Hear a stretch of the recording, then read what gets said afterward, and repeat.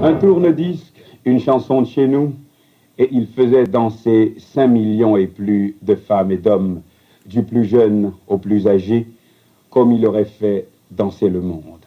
Comme si c'était l'unique but de sa vie, puis sa mission achevée, il s'empressera de tirer la révérence. Aux États-Unis et même dans certaines îles de la Caraïbe, pays où on ne connaît pas le tribalisme qui sévit chez nous, que ce soit sous sa forme sociale, mondaine, économique, artistique ou intellectuelle, des spécialistes seraient déjà penchés sur la question de savoir pourquoi un milieu à tel moment s'identifie-t-il à tel individu. Pur hasard ou besoin collectif. Mais pour le comprendre chez nous, il faudrait commencer par abattre bien des barrières. Rico, car pourrait-il s'agir de n'autre que lui, appartient à la nouvelle génération, la nôtre, qui avons investi les ondes haïtiennes dans les années 60-70, sans armes autres que la jeunesse et le goût de l'effort.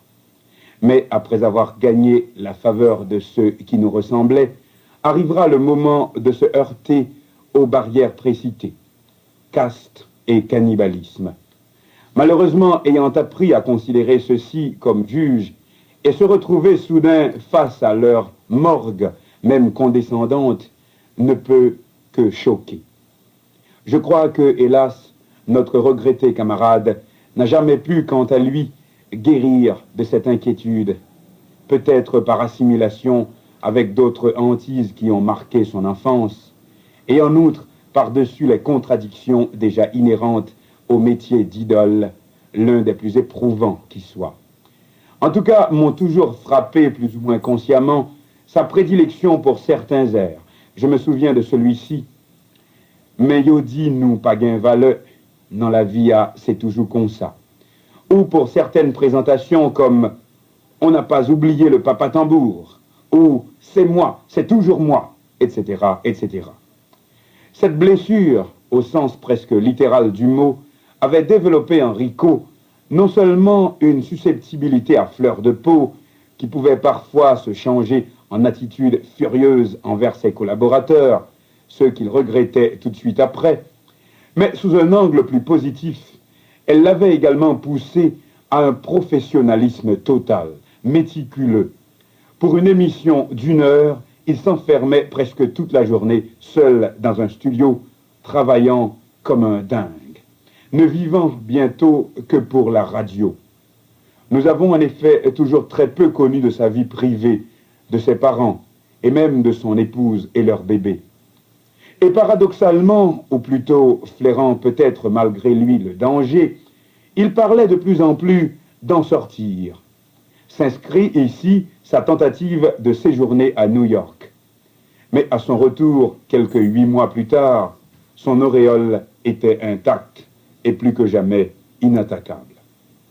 Malheureusement, loin de guérir, la blessure n'en devenait que plus vive, jusqu'à la nouvelle tentative d'en sortir, d'abord dans l'inconscient, puis dans l'inconnu. Et Rico a craqué au lendemain même de sondages venus confirmer noir sur blanc qu'il est encore l'animateur le plus populaire et pour toutes les classes d'âge.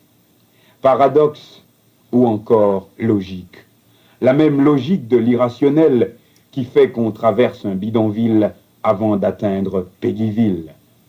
Rico ne laisse à sa femme et son bébé que la considération de ses jeunes confrères. Tandis qu'ils sont innombrables ceux qui ont exploité ses dons, mais qu'il avait oubliés depuis fort longtemps avant son geste fatal du samedi 3 septembre.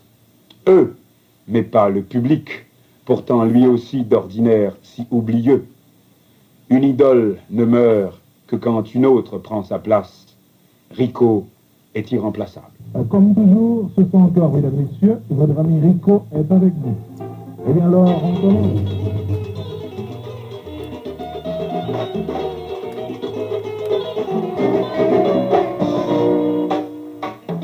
Il y a souvent gagné de chagrin, des moments que n'a pas affronté, qui m'en dénonce le courage. Yon bébé que vous adorez, yon bébé qu'on fait toute confiance, mais mourant. Sans pudeur la vie mon père, la sans sentir fait mourir. Tristesse remplit cœur, mais dans la vie toujours comme ça. Or si pas ça, il faut faire me décourager.